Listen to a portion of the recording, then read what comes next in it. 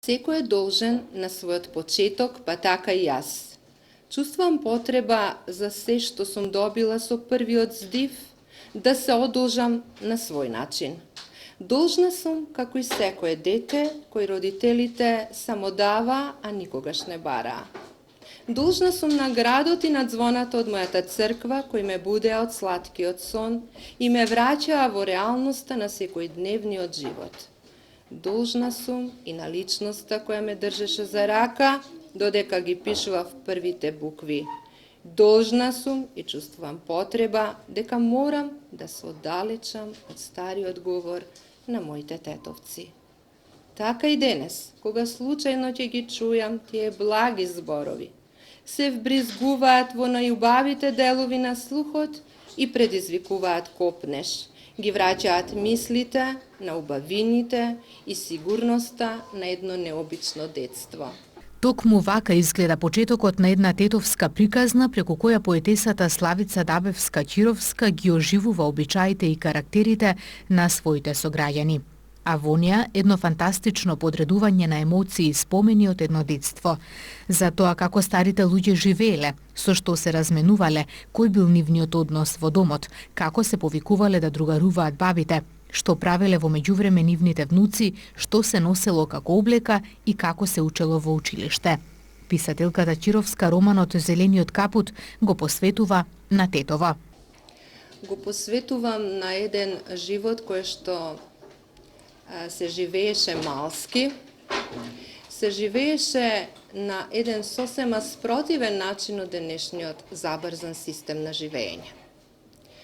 Роман во кој што го отсликува детството, игровноста на патот, како едно дете полека расте и како средината во која што се одвива нејзиното детство, сите го поддржуваат и едноставно и тие се соживуваат со нејзиното детство.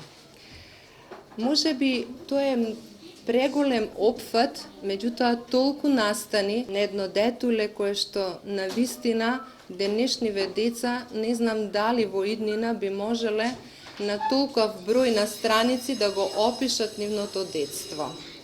Овие зими, овие настани кои што сега ги живееме во овој момент, мислам, временски, беа толку исполнети со настани, што навистина во еден момент се прашував до кога треба да го раскажувам зимското игровно растење на едно дете, за разлика, например, од сегашното.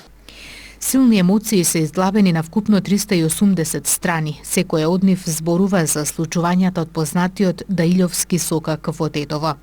Насловот Зелениот капут пак е можеби најемотивниот дел во романот. Дете поголемо, а капут мал. Тетовски шарски зими до минус 30, каде пола рачиња се голи, кога тоа не е капут, а е палтенце позајмено,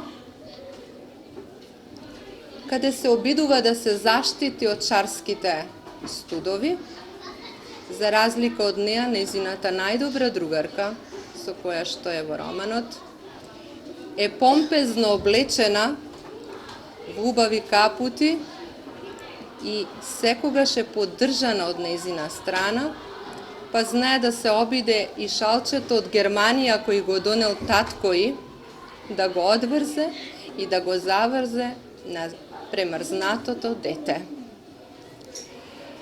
Но не значеше ништо дека има мал зелен капут.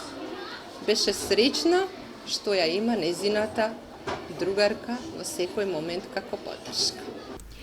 Романот е излезен од печат минатата година во месец април, а наскоро ќе биде и неговата промоција во Друштвото на писатели. Инаку ова е четврта книга на Славица Дабевска-Чировска. Досега ги има објавено следните стихозбирки на современа поезија: Булки покрај пругата, Венчаница, Душа која грее, само ѕвездите знаат. Најавува и втор дел на романот Зелениот капут.